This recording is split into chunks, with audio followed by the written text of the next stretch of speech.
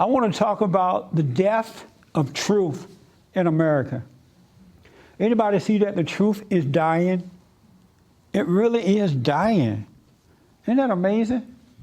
And I never thought I'll see that happen in the United States of America, where the truth is dying. It's dying in the churches, it's dying in the homes, it's dying in the communities, it's dying in government, it's dying amongst the people. It's just literally fading away. And I wonder, what do people think will happen if they let truth just die? You know, we will end up, we'll just self-destruct if we let truth die. Just think about it in your personal life. When you get away from truth, don't you fall apart because you don't have a solid foundation that you're building? A foundation is built on truth. One of the reasons that this country became such a great country is because it was built on truth. Love, forgiveness, work hard, family, God. We have a constitution that doesn't work anymore. But the truth is dying. And when I first realized that this week on my radio show, it made me sad. It grieved me to see that truth is dying. It's just mind-blowing to me. And if this continues, we will destroy America. You will have to buy your little preppy food, your little waters. Is it called preppy? Prep. Prep food. Who all have prep food? So we'll know whose house to go to. Don't come to my house or enter my prep food. But because it is, after truth is dying, the foundation is so weak now. It is so weak. This week or last week or sometime, this guy, Stephen A. Smith, he is a commentator for the NFL, right? ESPN channel. He commented on this guy by the name of Ray Rice, thank you. I can't remember stuff. And he's a football player. He and his wife had a fight. Well, then she was his fiance. And you could see them coming off the elevator at this hotel, and he just drug her out of the elevator and dropped her on the floor. And so they got all of the news. And long story short, the NFL punished him, but the people didn't think it was enough punishment. It wasn't harsh enough. Even though the fiance admitted that she hit him, she started the whole thing. And so people got all upset. Oh, he didn't really get punished and all that. And Stephen A. Smith commented on that on his show. And in short, he said he went out of his way, just literally out of his way, to say no man nor woman should be hitting one another. He said, I have a mama, I have a lot of women in my life, I have sisters, and no man should ever put his hands on a woman. And no one should really be hitting each other. He went way out of his way to say that. I mean, just long out of his way to say it. And then he said, what we need to consider is provocation, meaning, does a woman provoke this?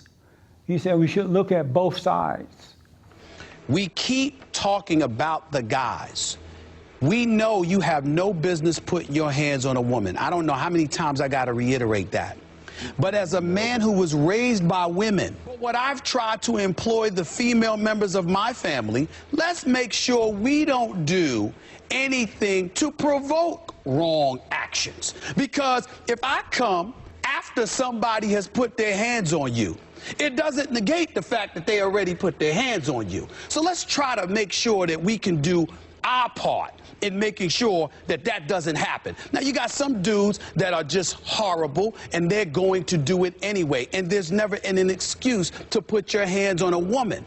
But domestic violence or you know, or whatever the case may be, with men putting their hands on women is obviously a very real issue in our society. And I think that just talking about what guys shouldn't do, we got to also make sure that you can do your part to do whatever you can do to try to make sure it doesn't happen. We know they're wrong. We know they're criminal. We know they probably deserve to be in jail. In Ray Rice's case, he probably deserves more than the 2-game suspension, which we both acknowledged. But at the same time, we also have to make sure that we learn as much as we can about elements of provocation. Not that there's real provocation, but the elements of provocation, you got to make sure that you address it, because what we've got to do is do what we can to try to prevent the situation from happening in any way. And I don't think that's broached enough, is all I'm saying. No point of blame is towards us.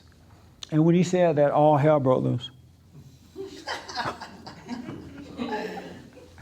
One woman tweeted, one of his colleagues said, she said, all of a sudden I feel unclean or something.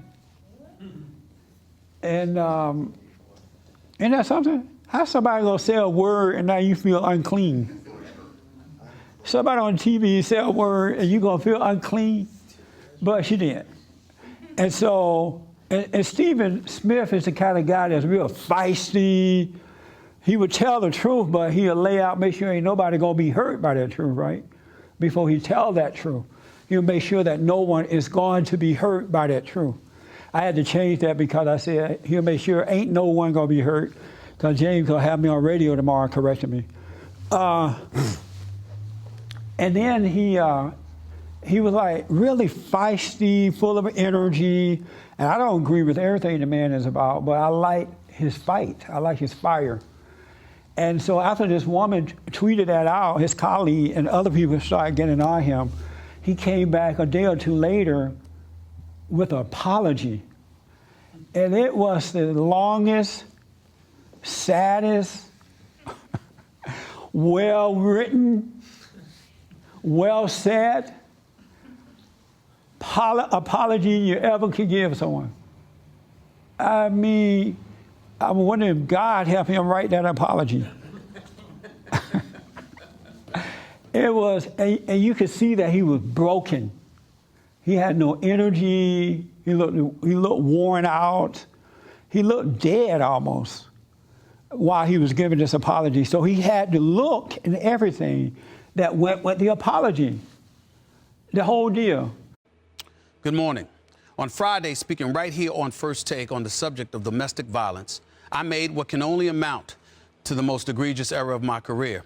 While elaborating on thoughts concerning the NFL's ruling versus Ray Rice, following a domestic dispute with his then fiancée, I ventured beyond the scope of our discussion by alluding to a woman's role in such heinous matters, going so far as to use the word provoke in my diatribe. My words came across that it is somehow a woman's fault. This was not my intent. It is not what I was trying to say. Yet the failure to clearly articulate something different lies squarely on my shoulders. To say what I actually said was foolish is an understatement. To say I was wrong is obvious. To apologize, to say I'm sorry, doesn't do the matter its proper justice, to be quite honest. But I do sincerely apologize. As a man raised by the greatest mother in the world and 4 older sisters, I've religiously spoken out against domestic violence all of my life. I've done so repeatedly over 20 years in this business, as well as over these very airwaves right here on First Take. My primary reason for doing so is because I've experienced and dealt with the matter within my own family.